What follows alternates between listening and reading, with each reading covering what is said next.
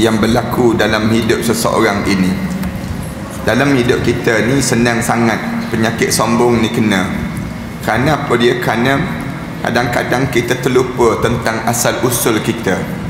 Bila kita terlupa asal usul kita, lalu kesombongan itu datang dalam hidup kita. Kita tak ingat yang kita ni adalah makhluk, sedangkan kita dicipta oleh Khalik. Bila kita diciptakan oleh Khalik, maknanya pencipta, patutnya kita rasa diri kita ni tak adalah perasaan sombong. Tapi mengapa kita jadi sombong juga? Kerana kitanya lupa. Lupa ni di antara satu perkara yang senang terjadi dalam hidup kita. Yang pertama. Yang kedua, bukan kita lupa kerana kita jahil. Ulama-ulama sebut dasar pada apa yang kita belajar sebelum daripada ni, ialah di antara sebab kenapa senang nak jadi sombong dalam diri kita ni, kerana kejahilan diri. Jahil terhadap yang disebut kesan, apa dia yang akan berlaku dalam hidup kita nanti. Jahil terhadap bahayanya sifat sombong.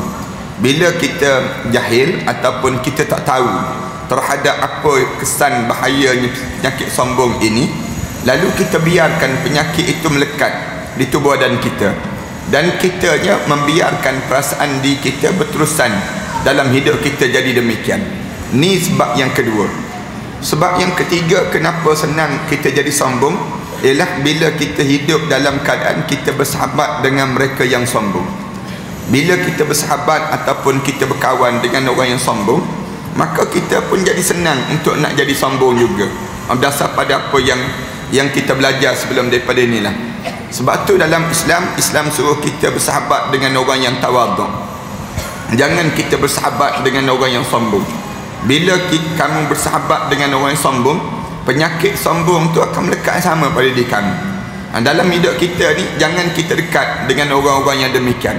Bahkan kita diajar supaya didik diri kita ni mendekatkan diri kita dengan orang-orang yang tawaduk, orang-orang yang saleh. Bila kita dekat dengan orang yang saleh dan orang tawaduk, akhirnya diri kita ni kita akan terjaga daripada penyakit ini. Kita suka meniru cara hidup mereka ini sendiri. Demikianlah dalam hidup kita. Kalau sekiranya kita tak jaga yang ni, akhirnya kita akan jadi rosak, dan kerosakan itu senang berlaku dalam hidup seseorang itu sendiri. Ini yang perkara yang kita diajar supaya kita jaga. Kemudian di antara perkara lagi je, kenapa kita jadi senang untuk sombong, kita ni lupa kepada akhirat Allah. Maksudnya kita tak ada dalam diri kita ni akhirat. Jiwa kita ni, hidup kita ni mencintai dunia. Bila kita suka sangat cinta terhadap dunia, kesombongan itu datang. Jangan hidup kita ni jadi cinta pada dunia.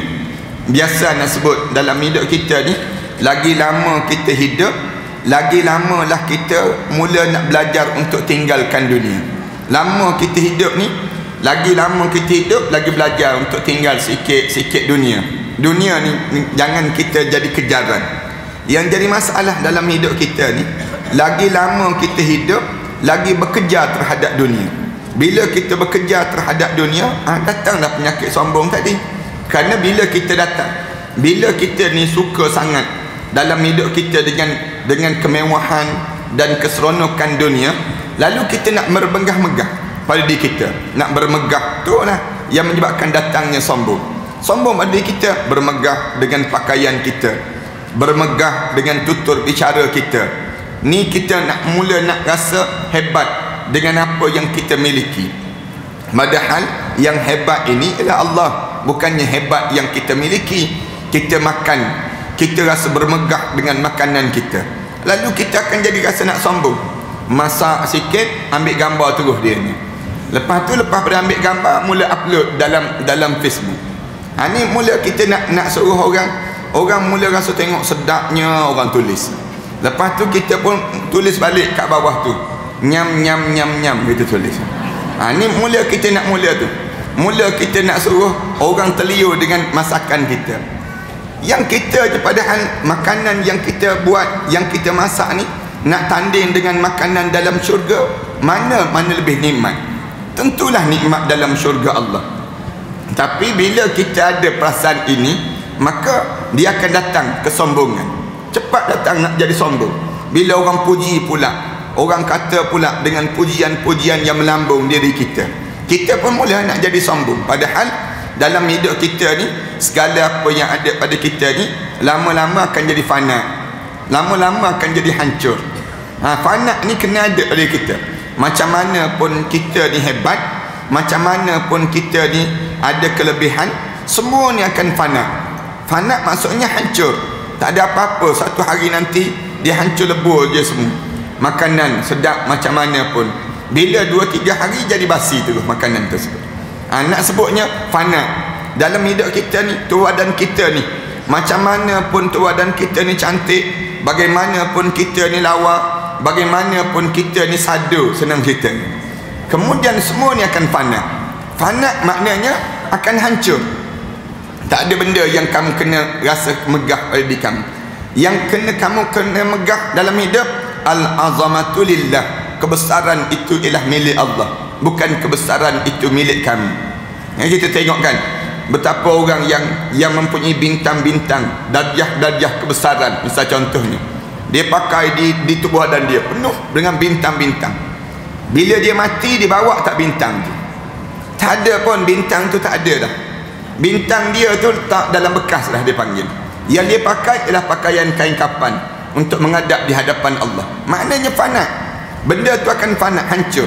Oleh demikian, kamu kena ajar dalam hidup kita ni, mulai daripada umur kita ni dah berusia 40 tahun. Anak biasa sebut, kalau kita dah berusia 40 tahun, kita dah mula dah tinggalkan sikit demi sedikit yang disebut dengan perasaan untuk mencintai dunia. Aku belajarlah untuk mencintai akhirat. Mencintai akhirat ni maknanya apa dia? Suka nak membaca Al-Quran. Dalam diri kita ni, tanamkan perasaan pada diri kita, disiplinkan diri kita untuk berzikir, disiplinkan pada diri kita dalam hidup kita sentiasa berwudu. Di antara amalan yang kita kena ajar pada diri kita, biasakan diri kita ni untuk kita berinfak. Mulakan kita ni mula cari pakaian-pakaian lama kita ni, mula untuk kita sedekahkan pada orang. Pakaian lama ke pakaian baru yang kita rasa tak sesuai dengan kita ke, kita dah mula dah bagi. Dah mula dah sikit demi sedikit. Usia 40 tahun ni, Rasulullah dah pesan dah, kalau sampai usia 40 tahun, kamu jangan sibuk lagi nak berkejaran dengan dunia. Siapa yang hidup bekerja dunia pada usia 40 tahun, dia tak sempat untuk mengejar akhirat dalam hidup dia. Dia tak sempat lah. Kita dah mula usia 40 tahun pada diri kita ni, kita dah mula dah tinggalkan sikit demi sedikit. Dah tak sesuai dah.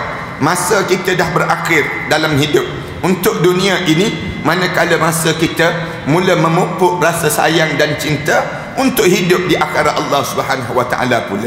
Ini kita dah mula dah rajin pergi ke kubur, ziarah kubur. Rajin pada kita demikian. Cuba kita pergi belajar malam-malam Jumaat macam malam ni, pukul 12 tengah malam pergi ke kubur section 21 dia panggil. Duduk di atas kubur tu. Cuba kita duduk, kalau kita berani lah. Rasa orang kita tak berapa nak berani. Nak pukul 12 malam nak pergi duduk kubur section 21. Nak sebut kerana apa dia? Kerana hantu maklimah berkeliaran di waktu itu. Kita je lekat benda demikian, yang menyebabkan akhirnya kita jadi takut. Kita dah stigma dalam pemikiran kita ni, dah lekat dah dalam hidup kita demikian. Tapi cuba bayangkan, satu hari nanti kita seorang-seorang, bukan atas kubur, dalam kubur. Kalau kita menung seorang-seorang, lagi dahsyat. Dalam kubur, bukan kita di atas kubur. Atas kubur ni, kalaulah ada ujian-ujian sikit, boleh juga kita lari. Dalam kubur nak lari ke mana? Dalam kubur ni sendiri, maknanya kita belajar untuk suasana akhirat. Hidup kita ni berebut untuk duduk di majlis ilmu. Ini tanda-tanda kita dah mula mencintai akhirat.